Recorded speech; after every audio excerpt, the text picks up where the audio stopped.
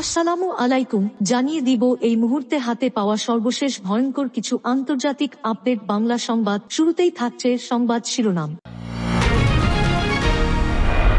শুরুতেই জানিয়ে দিব, হরমুজ প্রণালীতে মাইন পেতে প্রস্তুতি নিয়েছিল ইরান। জানিয়ে দিব, ইসরায়েলের পতন সন্নিগ্ধে ইরানি জেনারেল। এরপর রয়েছে, ইসরায়েল ভারতকে বৃদ্ধাঙ্গুলি দেখিয়ে যেভাবে পরমাণু শক্তিধর হয় পাকিস্তান। সর্বশেষ থাকছে, পারমাণবিক কর্মসূচি নিয়ে বড় ঘোষণা দিলেন ইরানের প্রেসিডেন্ট। এতক্ষণ শুনছিলেন সংবাদ শিরোনাম, এবার বিস্তারিত। প্রিয় দর্শক, আপনি যদি এই চ্যানেলে নতুন হয়ে থাকেন, ভিডিওটি দেখতে দেখতে চ্যানেলটি সাবস্ক্রাইব করে আমাদের সাথেই থাকুন। হরমুজ প্রণালীতে মাইন পেতে প্রস্তুতি নিয়েছিল ইরান। ইসরায়েলের ইরান জুড়ে হামলার পর হরমুজ প্রণালী অবরোধের জন্য ইরান প্রস্তুতি নিচ্ছে, এমন আশঙ্কায় যুক্তরাষ্ট্র উদ্বিগ্ন হয়ে পড়ে। মার্কিন দুই কর্মকর্তার বরাতে তথ্য জানিয়েছে বার্তা সংস্থা রয়টার্স। তাদের দাবি, গত মাসে পারস্য উপসাগরে ইরানি সামরিক বাহিনী নৌমাইন রাখে। 13 জুন ইসরায়েল ইরানে ক্ষেপণাস্ত্র হামলা চালানোর কিছুদিন পর যুক্তরাষ্ট্রের গোয়েন্দারা এই অপ্রকাশিত তথ্য শনাক্ত করে।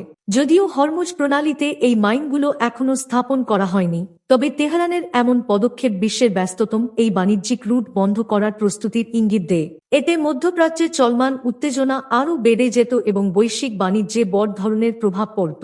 বিশ্বের প্রায় 1/5 তেল ও গ্যাসের চালান হরমুজ প্রণালী দিয়ে যায়। এটি বন্ধ হলে বৈশ্বিক জ্বালানির দামে বড় ধরনের উল্লঙ্ঘনের আশঙ্কা দেখা দিত। তবে বর্তমানে বৈশ্বিক তেলের দাম 10% বেশি কমেছে, আংশিকভাবে কারণ মধ্যপ্রাচ্যের উত্তেজনা সত্ত্বেও তেল সরবরাহে বড় ধরনের বিঘ্ন ঘটেনি। গত 22 জুন যুক্তরাষ্ট্র ইরানের 3টি মূল পারমাণবিক স্থাপনায় হামলা করার পর ইরানের পার্লামেন্ট হরমুজ প্রণালী অবরোধের একটি প্রস্তাব অনুমোদন করে।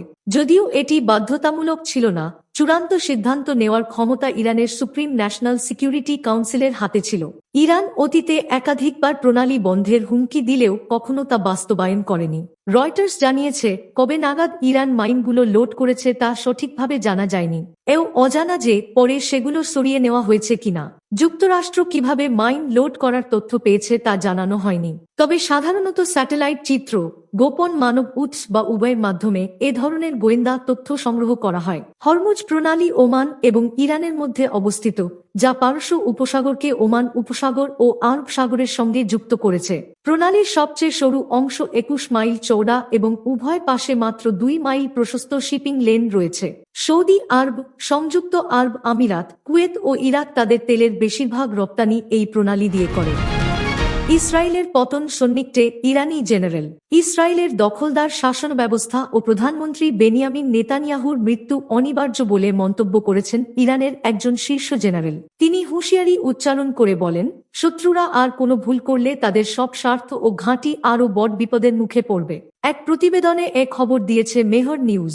সোমবার তেহরানে শহীদ ইরানি সশস্ত্র বাহিনীর chief of staff lieutenant general Mohammad Hossein বাকেরির স্মরণে আয়োজিত এক অনুষ্ঠানে major general Yahya Rahim Safavi বলেন, সাম্প্রতিক ইরানের বিরুদ্ধে ইসরায়েল ও যুক্তরাষ্ট্রের আগ্রাসন তাদের লক্ষ্য পূরণে ব্যর্থ হয়েছে। ইরানের সর্বোচ্চ নেতা আয়াতুল্লাহ সাইয়েদ আলী খামেনির শীর্ষ সামরিক উপদেষ্টা জেনারেল সাফাভি বলেন, সাম্প্রতিক যুদ্ধ জায়নবাদীদের মৃত্যুর চক্রকে ত্বরান্বিত করেছে।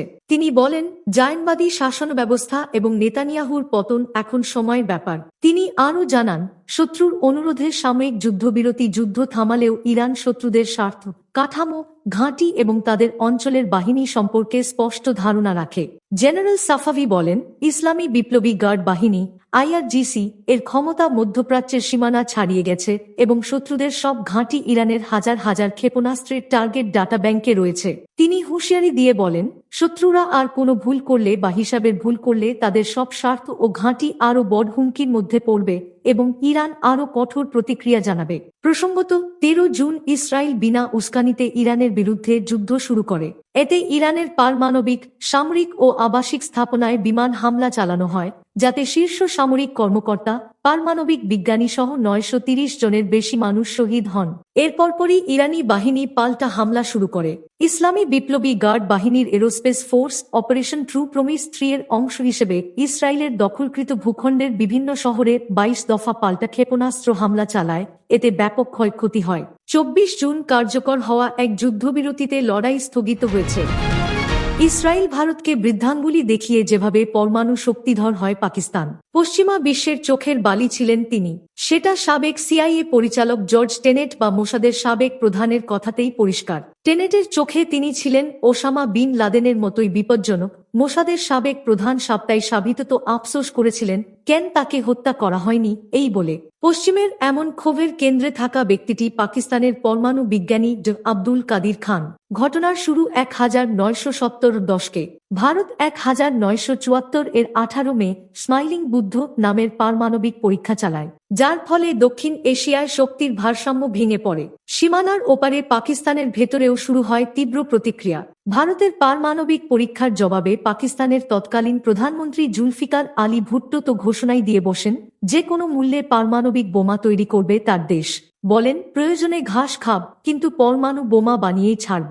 খ্রিস্টান, ইহুদি, এখন হিন্দু বোমাও তৈরি হয়ে গেছে, তাহলে মুসলিম বোমা কেন নয়? ভুট্টোর এই কর্মসূচিরই নেতৃত্ব নেন একজন বিজ্ঞানী, যার নাম পরবর্তীতে ইতিহাসের চিরকাল খোদাই হয়ে যায়। তিনি ড আব্দুল কাদির খান।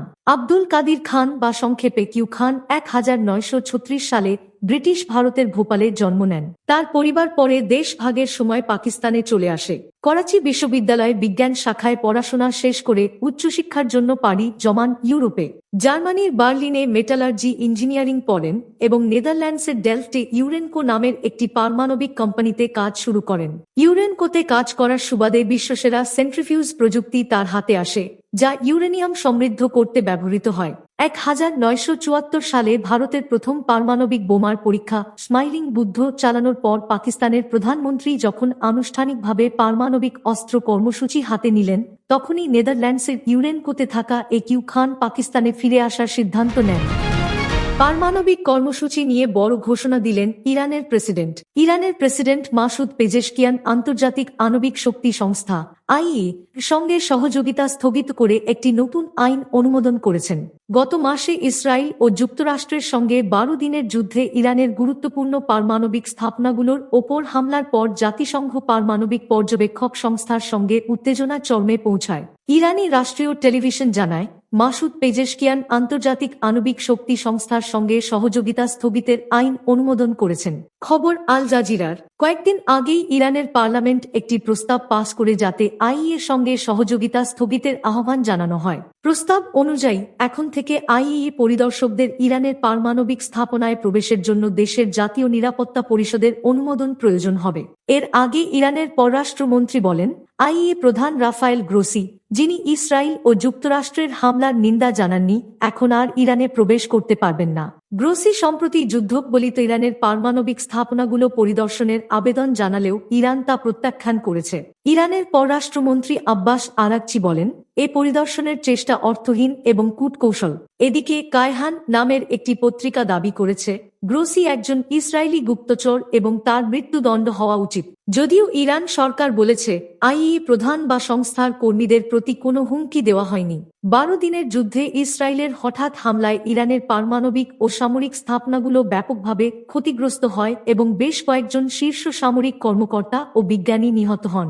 জবাবে ইরানও ইসরায়েলে ক্ষেপণাস্ত্র ও ড্রোন হামলা চালায়। প্রসঙ্গত, 22 জুন যুক্তরাষ্ট্র ইসরায়েলের মিত্র হিসেবে ইরানের ফোর্দো, ইস্ফাহান ও নাতাঞ্জের পারমাণবিক স্থাপনায় অভূতপূর্ব হামলা চালায়। 24 জুন দুই পক্ষের মধ্যে যুদ্ধবিরতি কার্যকর হয়।